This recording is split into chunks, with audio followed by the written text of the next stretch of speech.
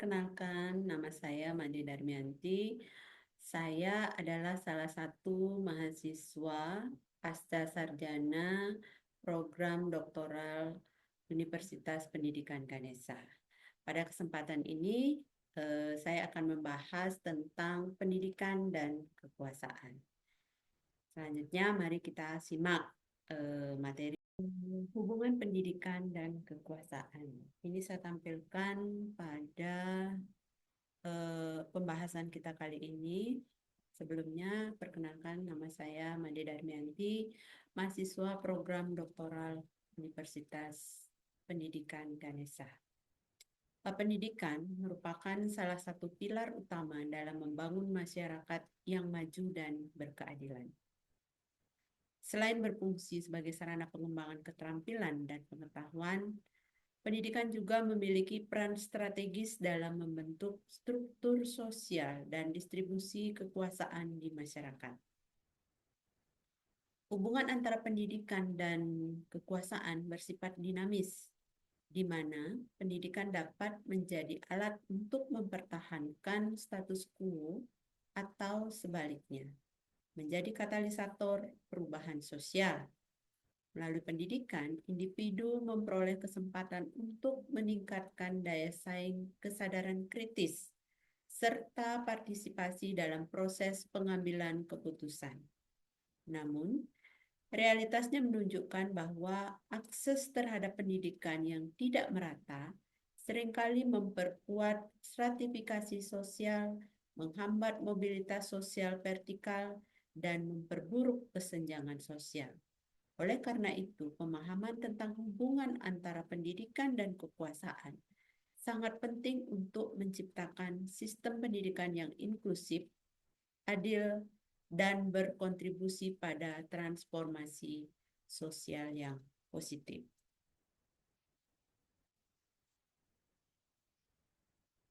Pendidikan memiliki hubungan dinamis dengan kekuasaan, baik sebagai alat untuk mempertahankan kekuasaan maupun mendorong perubahan sosial. Pendidikan dapat meningkatkan keterampilan, daya saing, serta kesadaran sosial individu yang berdampak pada peningkatan posisi kekuasaan dan partisipasi politik. Namun, akses pendidikan yang tidak merata dapat memperburuk kesenjangan sosial, memperkuat stratifikasi sosial, dan menghambat mobilitas sosial vertikal. Pemerintah memanfaatkan sistem pendidikan untuk mencapai tujuan politik dan sosial, baik melalui kurikulum, aksesibilitas, maupun pembiayaan. Di sisi lain, pendidikan dapat memberdayakan individu dan kelompok, menciptakan masyarakat yang sadar hak, serta memperjuangkan keadilan sosial dan demokrasi. Dengan demikian, pendidikan berperan sebagai instrumen perubahan sosial yang signifikan. Nah, bagaimana hubungan pendidikan dan kekuasaan? Jadi hubungan antara pendidikan dan kekuasaan itu bersifat dinamis dan siklikal. Artinya, keduanya itu saling mempengaruhi. Pendidikan dapat menjadi alat untuk mempertahankan kekuasaan atau mendorong perubahan sosial.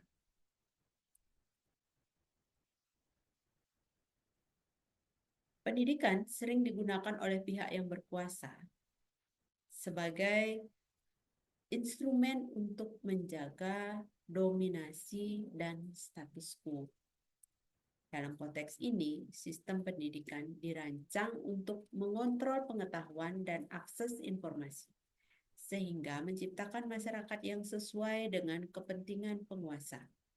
Misalnya, melalui pengaturan kurikulum, pemerintah atau kelompok dominan dapat menentukan narasi sejarah, ideologi, atau nilai-nilai yang diajarkan di sekolah agar mendukung legitimasi kekuasaan mereka. Mempertahankan kekuasaan melalui kontrol pengetahuan dan akses informasi. Pendidikan juga digunakan untuk mempertahankan struktur kekuasaan yang ada. Contohnya, rezim otoriter menggunakan kurikulum sekolah untuk menanamkan ideologi negara dan mencegah kritik terhadap pemerintah. Selanjutnya, pendidikan sebagai alat kekuasaan untuk menantang struktur kekuasaan. Pendidikan dapat memberdayakan individu untuk memahami ketidakadilan dan bertindak melawan struktur kekuasaan yang opresif. Sebagai contoh, aktivis yang mendapat pendidikan tinggi itu menggunakan pengetahuan mereka untuk memperjuangkan hak-hak minoritas, seperti misalnya Rosa Parks dan gerakan hak sipil di Amerika Serikat. Dampak pendidikan pada individu adalah yang pertama, meningkatkan keterampilan dan pengetahuan. Membantu individu untuk meningkatkan daya saing di pasar kerja dan meraih posisi kekuasaan. Sebagai contoh, seorang yang mendapatkan gelar MBA memiliki peluang lebih besar untuk menjadi eksekutif di perusahaan multinasional, meningkatkan status sosialnya. Yang kedua, pemikiran kritis dan kesadaran sosial. Jadi pendidikan itu mendorong pemikiran kritis, memungkinkan individu untuk memahami dan mengatasi ketidakadilan sosial. Contohnya, pelajaran filsafat dan sosiologi di universitas itu membantu mahasiswa memahami ketimpangan sosial dan menggerakkan mereka untuk menjadi aktivis. Apa dampak sosial dan ekonomi dari pendidikan? Dampak sosial dan ekonomi dari pendidikan yang pertama adalah latar belakang sosial dan ekonomi. Pendidikan seseorang dipengaruhi oleh status sosial dan ekonomi keluarga mereka. Contohnya, anak dari keluarga kaya memiliki akses ke sekolah swasta yang berkualitas tinggi, sementara anak dari keluarga miskin mungkin hanya dapat mengakses sekolah dengan fasilitas terbatas. Yang berikutnya adalah dampak distribusi kekuasaan.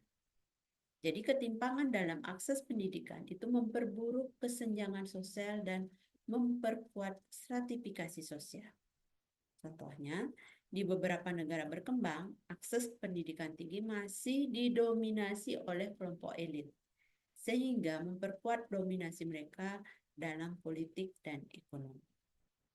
Yang berikut adalah hambatan mobilitas sosial vertikal. Ketidakmerataan akses pendidikan dapat menghambat mobilitas sosial, itu membuat individu sulit untuk keluar dari strata sosialnya. Misalnya anak dari keluarga buruh dengan pendidikan rendah itu cenderung tetap berada di pekerjaan dengan penghasilan rendah karena kurangnya pendidikan tinggi. Nah, apa peran pemerintah dalam pendidikan? Yang pertama adalah mengontrol sistem pendidikan. Jadi pemerintah menggunakan pendidikan untuk mencapai tujuan politik dan sosial tertentu. Sebagai contoh, di Korea Utara, pendidikan digunakan untuk menanamkan ideologi Juche atau kemandirian nasional kepada warganya. Yang kedua adalah meningkatkan akses pendidikan. Jadi pemerintah yang progresif berinvestasi dalam pendidikan gratis dan berkualitas untuk semua kalangan. Contohnya, program pendidikan gratis di Finlandia memastikan bahwa semua warganya mendapatkan akses pendidikan berkualitas tanpa memandang status sosial. Topik berikutnya adalah pendidikan sebagai alat perubahan sosial.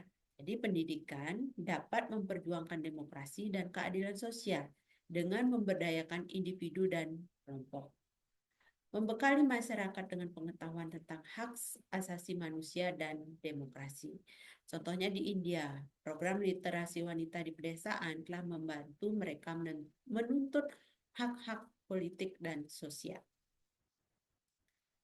Yang berikutnya adalah menciptakan masyarakat yang sadar akan hak. Jadi pendidikan ini membentuk masyarakat yang kritis dan mampu memperjuangkan keadilan.